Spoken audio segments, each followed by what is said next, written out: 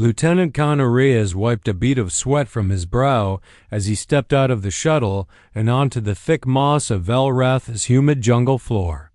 The air smelled like crushed orchids and ozone, dense with the tang of alien flora. The sunlight here filtered through the massive leaves in shimmering green shafts, painting the world like an underwater dream. He tightened his grip on the recon scanner, silently praying this assignment wouldn't turn into another diplomatic disaster. Earth and Velari relations were still hanging by threads, and he had a reputation for tugging threads loose. His boots sank slightly into the spongy terrain as he moved to join the joint patrol. The Velari squad was already in formation, tall and motionless like carved statues of light and bone. At the front stood Captain Shaari Valen, and Connor nearly forgot to breathe. She wasn't just tall, she was regal. Her turquoise skin shimmered. Beneath her form-fitting tactical armor, marked with bands of soft bioluminescence that pulsed in rhythm with her breath. Her long braid, dark at the roots and fading into iridescent white, swayed down her back like a living banner. Her posture held the kind of balance that only came from centuries of trained poised out as the patrol moved forward into the jungle. Connor found himself falling in step behind her, trying and failing to keep his eyes focused on the scanner. Shaari's movements were silent, precise, but it was the sway of her walk that caught him. There was nothing exaggerated or artificial about it. It was simply the way her species moved, elegant, fluid, effortlessly powerful. He was exhausted, mentally drained from days of humidity, tension, and military formality. His brain stuttered, unguarded. The thought slipped through like an arrow loosed from a string. Goddamn, that's the best view I've seen in this jungle. And then everything. Stop.HAR, I froze mid-step. Her head turned slowly, almost mechanically.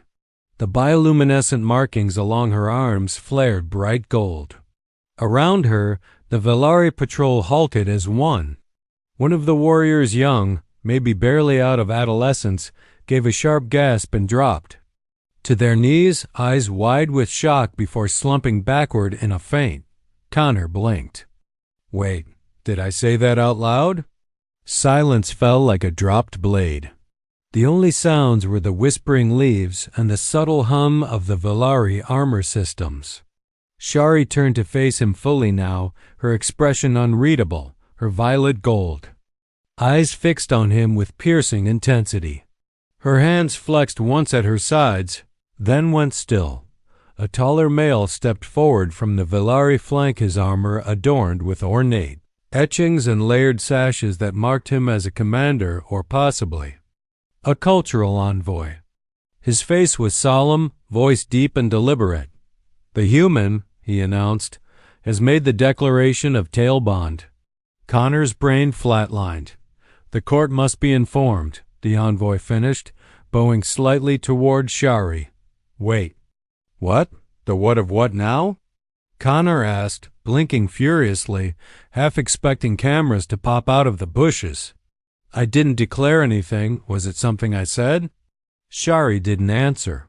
She merely stepped toward him, slow and deliberate, like a judge delivering sentence. You made a focused thought. Of admiration, she said, her voice smooth as glass but edged with something unreadable. And we all heard it. Connor opened his mouth, closed it again. Around them, the Velari patrol watched like statues of judgment. His heart pounded. Well, that's just great, he muttered under his breath. I compliment a butt and end up proposing interspecies marriage. Fantastic. Shaari's expression didn't shift, but something flickered in her eyes. Not anger. Something worse. Interest. Connor Reyes had been in tight spots before ambushings on the Martian frontier, extraction failures in Europa's acid storms, one time even a Black Ops mission involving a drunk diplomat and a llama-shaped surveillance drone, but none of it had prepared him for standing barefoot inside a temple made of singing stone, surrounded by glowing aliens judging the trajectory of his love life. The Hall of Currents loomed high above him, every polished pillar alive with gentle pulses of bioluminescence. It was both a place of justice and ritual, and now it held one very confused, very sweaty human recon officer trying to figure out how he'd gone from thinking about a beautiful woman's, but to potentially violating intergalactic protocol. Captain Shaari Valen stood on the far side of the chamber, statuesque and unreadable, adorned now in ceremonial garb rather than armor. Her flowing silken robes shimmered like oil on water, each movement whispering power and grace. Her eyes met his, unwavering. If she was embarrassed by what happened during the patrol, she didn't show it. She didn't blink. Connor swallowed hard. I didn't mean to propose, he said, facing Elder Thelis, the senior Villari in the room. His voice echoed against the crystalline walls. In human culture, there's a big difference between admiration and intention. Elder Thelis studied him with something approaching amusement. His skin was darker than the other's deep sapphire, and his markings formed intricate spirals along his temple, indicating centuries of service. He tapped his staff once on the floor. Intent is not measured only by words, Lieutenant Reyes. It is measured by where the Tiam Tadom that Noorna. Mind lingers when the soul is unguarded. Connor blinked. That's incredibly poetic and also wildly unfair. Murmurs ran through the chamber. Apparently, the word but translated very poorly into Villari. Even more poorly, it seemed, when laced with longing. A side door opened. With a low chime, and in walked another Villari, this one towering and armored, with battle scars running down the left side of his neck. General Thren Sol, commander of the Eastern Clade, and Connor's gut twisted Shaari's formally designated bonding partner. Oh no, Thren's gaze was pure lightning. He cannot complete the ritual, he said without preamble. He is not. Of us, he is not even bonded to the current. What does a human know of resonance or soul threading? I didn't even mean to bond. Connor protested. It was an accident. I thought something stupid. Humans do that sometimes. It's kind of our brand. The general stepped closer, and yet the sacred signal was received. And she did not reject it. She heard you, Lieutenant. With her core. That is not something one recovers from casually. Shaari's voice broke the tension like a blade through silk. Enough. Everyone turned. I will decide if the bond is worth exploring, she said, walking toward Connor with a calm power that made his mouth go dry. I will not be passed. Between men like a ceremonial spear. Thren, you forget I have choice in this. Thren's jaw tensed, but he backed off with a tight nod. Then choose wisely, Shaari Valen. The trial of sincerity awaits. Connor leaned in slightly. That doesn't sound like a relaxing weekend. Shaari turned to him fully. You initiated the bond, however, unintentionally. By our law, I may accept or reject. But only after the trial. He nodded slowly. And? What's that involve? Holding hands? Deep chats over alien wine? Her lips curved just enough to unsettle him. You will live in my ancestral sanctuary. No tech. No comms. You will learn our customs, sleep beneath our moons, eat what I eat. Walk where I walk. For 7 days. Okay, Connor said, forcing a smile. That actually doesn't sound so bad. Shaari tilted her head. You must also survive the 6 rites. He blinked. I'm sorry. Did you say survive? Thelis tapped his staff.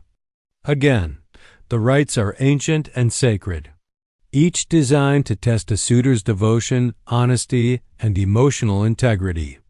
Ah, Connor said. So it's like speed dating, but with jungle trials and psychic trauma. Shaari stepped closer, lowering her voice so only he could hear. You said you admired me. If that admiration is real, then prove it. Or walk away now, and I will tell the council you broke the bond. Connor looked into her eyes, and something shifted in his chest. This wasn't just about cultural misunderstanding anymore. Something deeper had sparked curiosity, attraction, maybe even the first flicker of something he couldn't name. He took a breath. "I'll do it," he said. "All of it. The trials, the walks, even the soul-threading, whatever that is." Shaari nodded once. "Then we begin tomorrow, human." As she turned to leave, the general scowled and followed, his eyes promising that this human mistake would not go unpunished. And as the chamber doors closed behind them, Connor muttered to himself, "Next time, Reyes, just look at the trees." Connor Reyes awoke in the heart of the Valari wilds with sweat already beating down his back, the humidity curling his hair and the canopy above filtering light like green fire. The air smelled of alien blooms and damp stone. A chorus of crystalline insects sang somewhere in the dense foliage, their song rising and falling in harmonics that tickled the edge of his hearing. He sat up slowly on the woven leaf sleeping mat, half expecting to see his barracks, maybe a holographic interface blinking, for a morning debrief. Instead, a living jungle surrounded him. Vines coiled like serpents around quartz-colored trees. Every petal seemed to pulse with life. Every branch moved not with wind, but with quiet awareness. And Shaari Valen stood at the edge of his vision, bathed in early light. She had traded her ceremonial robes for something more practical, a deep violet garment of tightly wrapped fabric that exposed the spiraled bioluminescence of her arms and lower back. Her bare feet stood firm on the moss, toes curled into the living earth. A curved blade rested across her lower back. "Not just beautiful, lethal. You slept poorly," she said without turning. Connor stretched his arms and groaned. "I was trying not to roll into a carnivorous fern." "A valid fear," she said. "The plants here feed on anything that gives off fear scent." "Cool. So you brought me to a death forest to test my sincerity. Classic first date." Shaari turned. Then, slowly, the expression on her face unreadable but not hostile. "Today begins the rite of silence." He raised a brow. "Sounds easy. I do silence very well, especially when I'm hungover. You must not speak, not a word, not even a thought too loud. We are entering a region called Nero's Whisper. The jungle will listen." Connor laughed, then stopped. "You're serious?" She nodded once. "If you break the silence with unguarded thought, the jungle will echo it. It will remember it, and the rite will be failed. So, no talking, no stray thinking, and nothing embarrassing in my brain?" He gave her a crooked smile. "That might be impossible." "That is the point. They hiked for hours." The deeper they went, the more the jungle shifted. Colors faded. Flowers closed. Insects stilled. Sound fell away entirely, replaced by a pressure in Connor's chest, like walking into a cathedral made of breathless tension. Twice, he nearly stumbled. On twisted roots. Shaari said nothing, only motioned with her fingers, graceful, firm. He tried not to think of anything stupid. Especially not her. Not the sway of her hips. Not the elegant line of her neck. Definitely not her tail. A branch above them shuddered suddenly.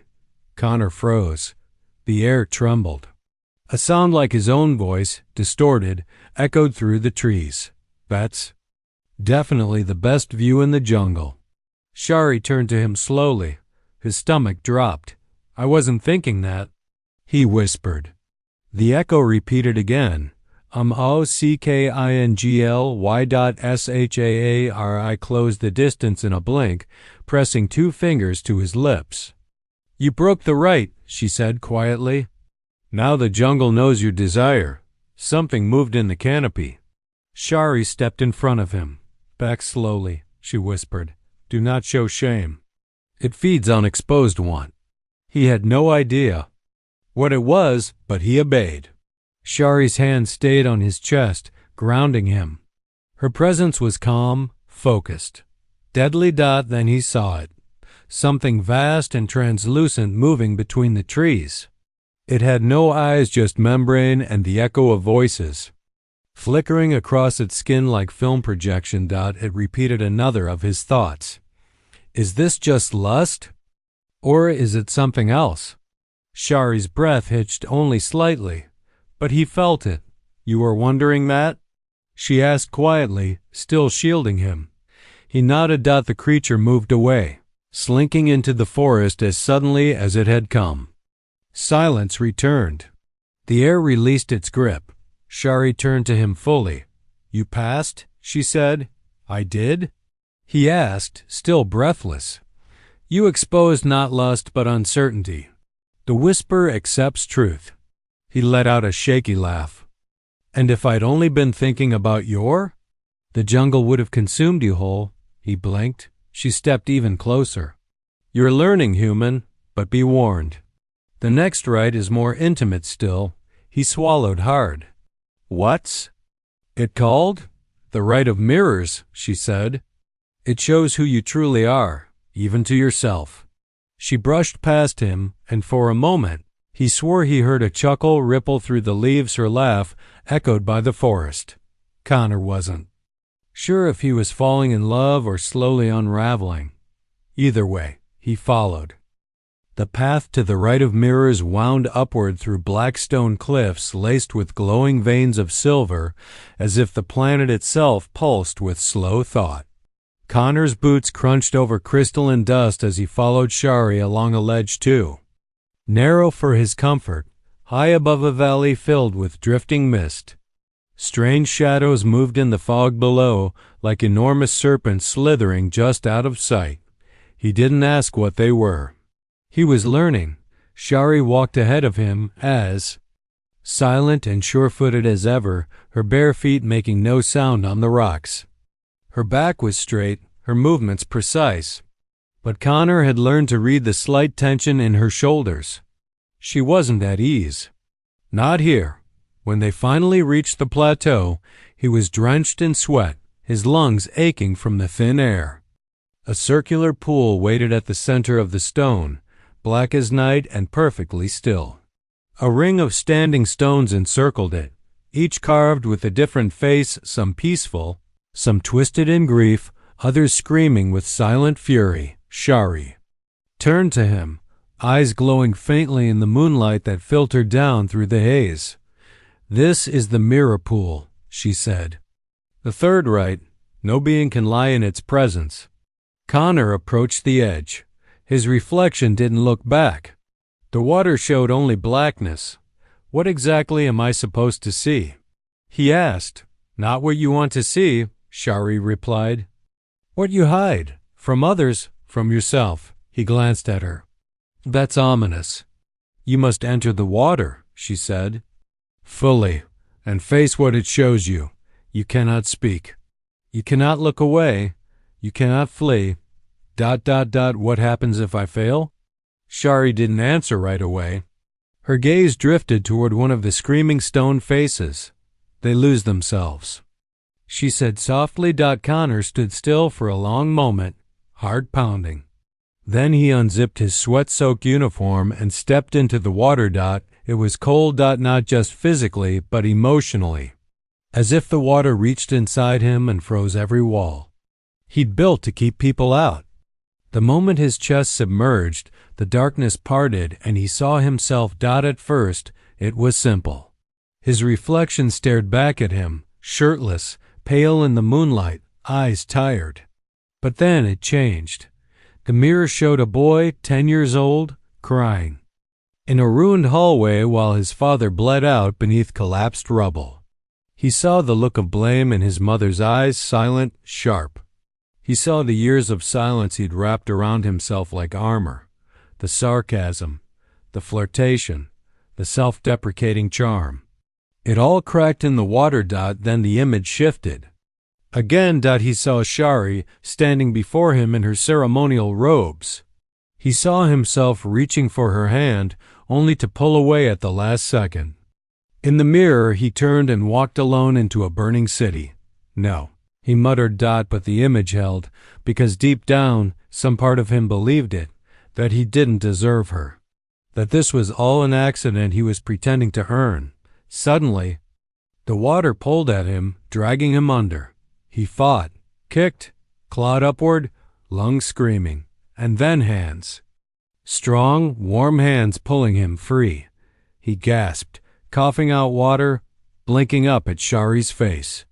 She was soaked to the waist, eyes wide, mouth tight with concern. "I told you not to look away," she said. "I didn't," he rasped. "I faced it, all of it." She stared at him for a long time, then offered a nod. "You passed." He slumped back on the stone, chest heaving. Barely. Shaari sat beside him, dripping water. "The pool showed me things, too." He turned his head, surprised. "You went in?" She nodded. Every Valari who guides another must also walk the right. I saw myself waiting, always waiting. For duty to grant me something it never would. For someone to see me, not just my position. And then, you. Connor swallowed, throat dry despite the water. "What did I look like?" She turned to him, expression unreadable. Afraid, but trying anyway. He reached out slowly, took her hand. She didn't pull away. For a long moment, they sat in silence. No ceremony, no rite. Just skin to skin, warm and real. Shaari finally spoke again. "The next trial is the rite of scent. It's not physical, it's emotional." Connor groaned. "How many more rites do I have to survive before I can take you to dinner?" Shaari actually smiled a small, genuine smile that made something flutter in his chest. "2," she said. "Maybe 3, depending on how much of your scent overwhelms the elders." Connor blinked. "Wait, your elders smell me?" Shaari stood. "They must know if your desire is rooted in truth or heat." He flopped backward onto the stone with a groan. "This is officially the weirdest and somehow most romantic thing I've ever been part of." She offered a hand again. "Come, human. Tomorrow we perfume your soul." Connor took her hand, heart pounding. He wasn't sure where this would lead, but he was beginning to hope it wouldn't end. Connor stood bare-chested in a circular stone chamber deep beneath the jungle's surface, sweat dripping from his brow as waves of heat rolled across his skin. Vents in the ground released plumes of pale smoke that danced and curled with a will of their own. The scent wasn't unpleasant. It was rich, floral, almost intoxicating, but it wasn't for pleasure. It was for exposure. Above him, delicate cages of glowing crystal hung suspended by silk-woven strands, each one housing a living flame that pulsed in rhythm with his breath. At the far end of the chamber, behind a curtain of smoke and light, sat the elders of scent, the most ancient of Valari mystics, tasked with interpreting what could not be said, only felt. They did not speak. They breathed judgment. Shaari stood beside them, veiled and silent. Her robe was translucent in places now, designed to catch his scent as it changed. A part of him, the part still clinging to his earthborn modesty, wanted to shrink back, but another part, something deeper, was burning to prove itself. "You must allow your body to speak for you," Shaari had told him earlier. Scent is memory, emotion, intention. If what you feel for me is real, they will know. If it is false, they will know that too. No pressure. He stepped into the center circle where the heat was strongest. Smoke curled around him like fingers, sliding over his skin. The ground pulsed beneath his bare feet. The ceremony had begun. A melodic chime echoed from the walls. Connor inhaled. The first memory struck like a hammer. He was 5. His mother's perfume, the only real one she ever owned, lingering in the air as she hugged him goodbye before deployment. A mixture of warmth, fear, and floral spice. Her hands trembling, but her smile calm. The scent hit his brain like a storm and began to leak from his skin. The mist changed. It shifted color, subtle hints of lavender and gold blooming in the air. A low murmur came from behind the veil. The second chime. Another breath. He was 16, staring at the back of someone's neck in the rain, too afraid to say how he felt. That mixture of longing and self-hate, the choking regret that he didn't try. This time. The scent that rose from him turned bittersweet like ash and honey. The room dimmed slightly. One of the elders' flames flared blue. The third chime came like a whisper. And now Shaari, their first patrol. The accidental thought, the horror and humor. Her gaze that both challenged and invited. Then the jungle.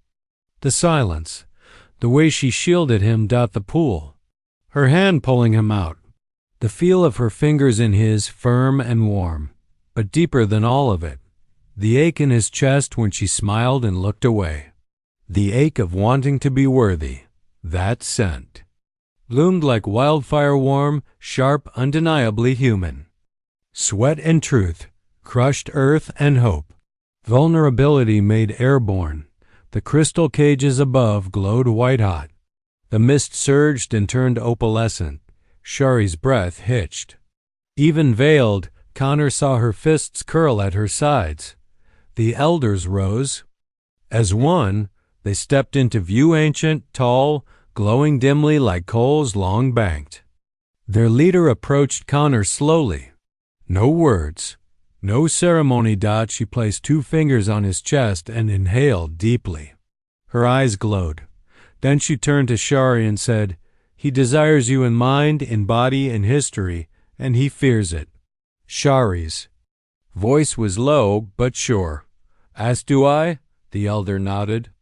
"Then you are equal." She drew a symbol in the air. Smoke followed her fingertips, locking the shape into shimmering stillness. The rite of scent is past. Proceed to the rite of challenge. Connor's stomach dropped. Oh, come on, that wasn't the challenge. Shaari stepped forward now, veil removed, face flushed. The rites are ordered for a reason. And what's the next one for? He asked, heart still racing. Shaari's gaze didn't waver. To prove you will fight for what you love. Connor blanked. Fight who? A deep voice boomed from behind him. Me. Connor spun. General Thrensol stepped out of the shadows. Armored, armed, and very clearly pissed. He unsheathed a double-bladed staff of glowing obsidian. Shaari stepped between them instantly. This is not sanctioned. The right of challenge is always valid when a suitor with claim stands untested. Thren growled. Connor never claimed. He passed the rites. He smelled you. Connor raised a hand weakly. Guys, let's maybe not make this a kill your crush's ex moment. Thren lunged. Steel clashed. Sparks flew. Connor dodged just in time, barely drawing his sidearm before Thren's next strike came crashing down. Shaari moved to stop it, but a shimmering barrier blocked her. The elders watched silently. The duel had begun. Connor rolled. Instincts taking over, but Thren was faster trained in war since childhood. Every move was meant to end things quickly. This wasn't a test of love. It was a test of survival. Connor wasn't a warrior. But he was human. He fought dirty. Improvised. As Thren's blade spun low, Connor threw a handful of ash dust into his face. It disrupted the bioluminescent targeting sight in Thren's helmet. Connor swept his legs. Thren hit the ground with a growl. Connor pressed the emitter of his weapon to the general's chest, panting. I don't want to kill you. I just want a chance. That's all I ever wanted. Thren stared up at him. Then slowly he set his weapon aside. The elders spoke as one. The rite of challenge is complete. Shaari stepped forward again, face unreadable, but there was pride in her eyes. And something else. Hope. Connor dropped his weapon and reached out. This time, Shaari didn't hesitate. Her fingers locked with his. They were one right away, and the final one was the right of choice. No audience. No counsel, no armor, no weapons. Just two people, one human, one Valari facing the most ancient rite of them all. The chamber was carved from petrified roots of the world tree, deep beneath Velreth's crust. Its walls shimmered faintly with bioluminescent moss, casting a soft blue glow that made everything feel suspended in time. A shallow pool of silver water divided the space in two. On one side stood Connor Reyes, on the other Captain Shaari Valen, the right of choice. Had no structure, no ceremony, no instructions, only one rule: each must speak their truth and then wait. The one who stepped across the water first would seal the bond. The other would be bound. Or walk away. If both stepped forward, bonded for life. If neither ritual broken, relationship ended. No retries. Connor had faced death. He'd fought. Thren's soul with bruised ribs and barely any sleep. He'd survived jungle spirits that fed on desire, illusions that tore open his memories, and ancient judges who inhaled his soul. But this silence, this moment where love had to speak honestly, this terrified him. Shaari's eyes never left him. She stood with the stillness of a priestess, her expression unreadable, but her breathing deep and steady. Her turquoise skin gleamed like wet stone beneath the moss light. And despite all her power, all her discipline, Connor saw it right. There at the edge of her lips, fear. They were both afraid. He stepped closer to the water's edge. His voice felt raw in his throat, but steady. I didn't mean for any of this to happen, he began, hands open at his sides. I thought something stupid about someone beautiful, and suddenly your entire civilization thought I was making a proposal. At first, I just didn't want to offend you. I didn't want to cause an incident. He laughed quietly, bitterly. But then I saw you. Not your uniform, not the way you walk. You. How you carry centuries of tradition and still question every rule in your own quiet way. How you stand between blades and your people without blinking. How you reach out to someone like me and say, prove it. You never asked me to be perfect. You just asked me to be honest. He swallowed. The room felt too small. I don't know what comes after this. We're from different stars, different histories. You speak in currents. I speak in sarcasm. But if you step across that water, I will spend the rest of my life learning how to walk beside you. He lowered his gaze. That's my truth. Shaari stepped forward, just one pace closer to the water. Her voice, when it came, was barely louder than breath, but it struck him like thunder. When you first arrived, I thought you were dangerous. Not because of your weapons, because of your chaos. Your emotions poured out like uncontrolled current. I thought it was weakness, noise, contamination. She paused, her fingers tightening. But in the silence, I realized something else.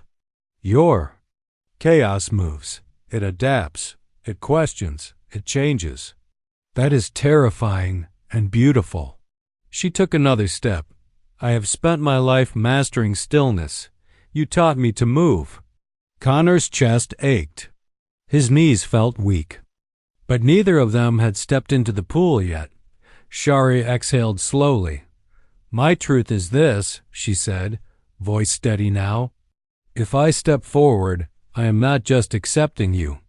I am abandoning everything I was expected to be. I will never be bonded to a general. I will never lead the ascendant clade. I will be yours, equal, no longer untouchable, no longer alone. She turned her palms up, the gesture of offering. I do not need to be with you, Connor Reyes, but I want to. For a breathless second, neither moved. Then Shaari stepped into the pool. The silver water rippled around her bare feet, sending waves of light dancing across the chamber walls. Connor moved too. They met in the center. No words, no ceremony. There. Hands touched. Their foreheads pressed together. The water surged. A low hum filled the chamber, rising from the walls, the roots, the pool. The world tree itself seemed to sing. Bioluminescent light crawled up their bodies, winding across their skin in spirals. It didn't burn. It didn't bind. It simply marked the moment two souls, choosing, and then a sudden shift. Pain exploded behind Connor's eyes. He staggered. Shaari gasped and fell to her knees. The bond had ignited early. Uncontrolled. Unfiltered. He saw her childhood, not in flashes but in feeling. The pain of exile, the loneliness of greatness, the secret fear that no one would ever know her behind the uniform.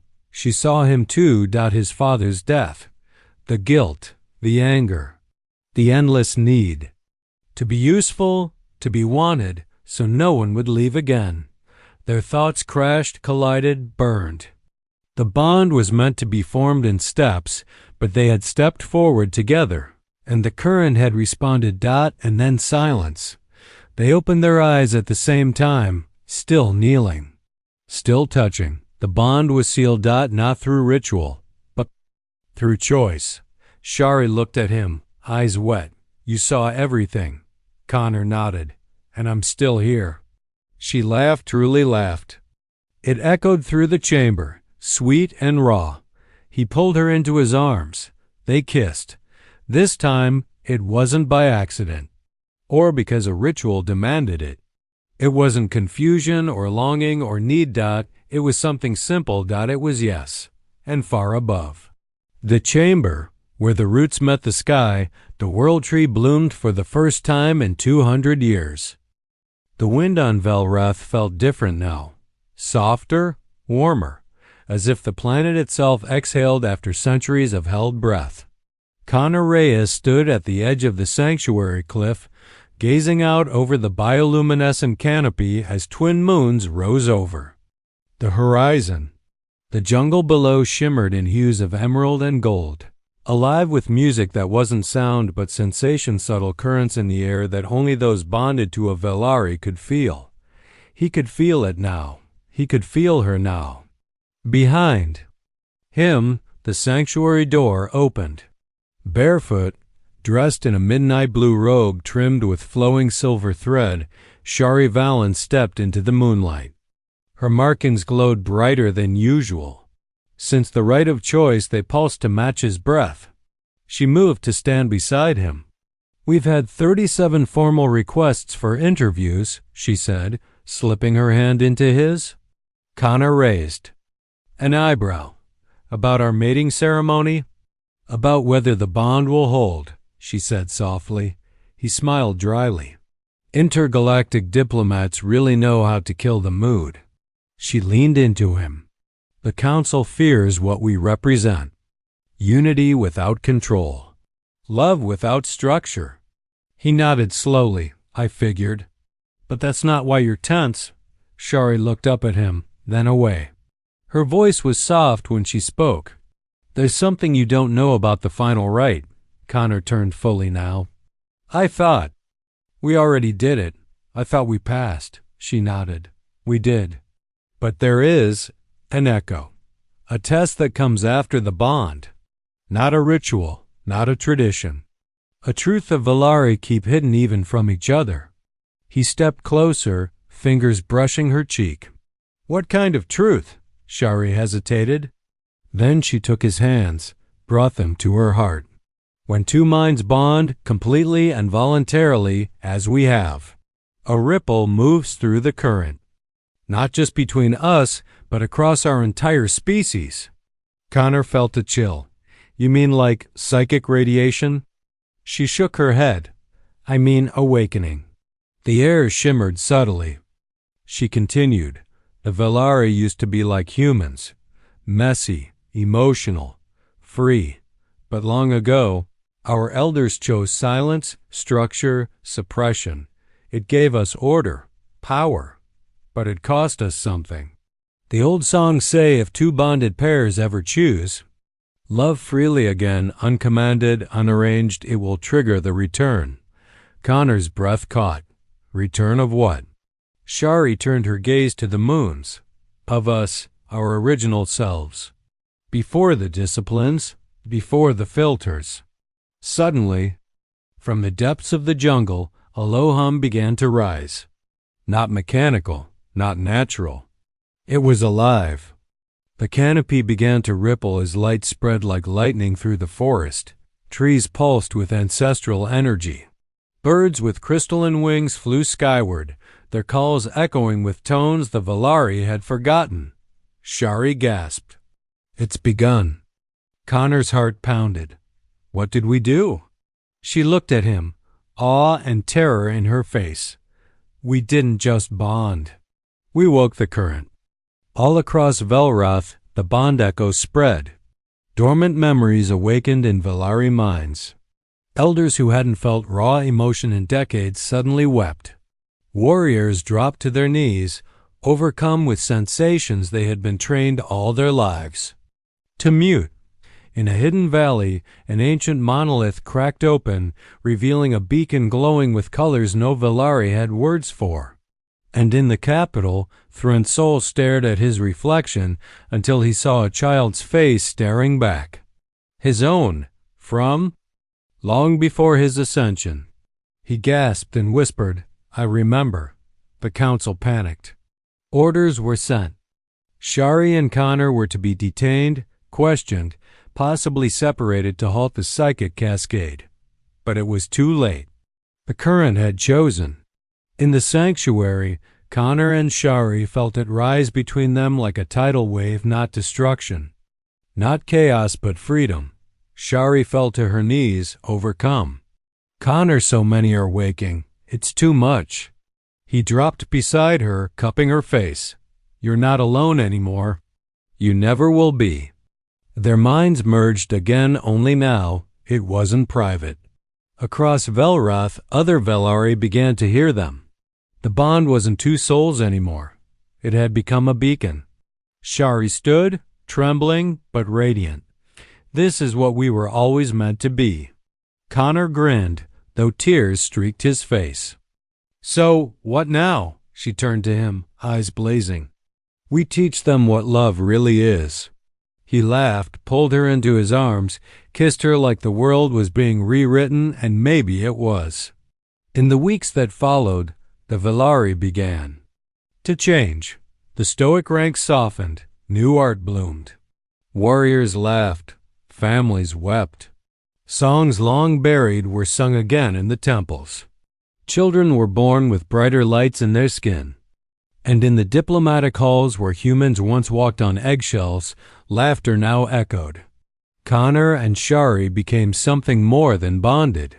They were the first to remind two galaxies that love, when chosen freely, was the most powerful force of all. One night, under the twin moons, Connor watched her sketch their names on the side of the sanctuary wall with glowing ink. I never thought thinking about your butt would end up reshaping an entire civilization, he said. Shaari smirked. You should think about it more often. Might restart the whole galaxy. He kissed her shoulder, heart full. Maybe this had all started as a mistake, a stray thought, a misstep in a world that read emotions like data. But in the end, it had become the most important choice of their lives. And it had changed everything. Ending line.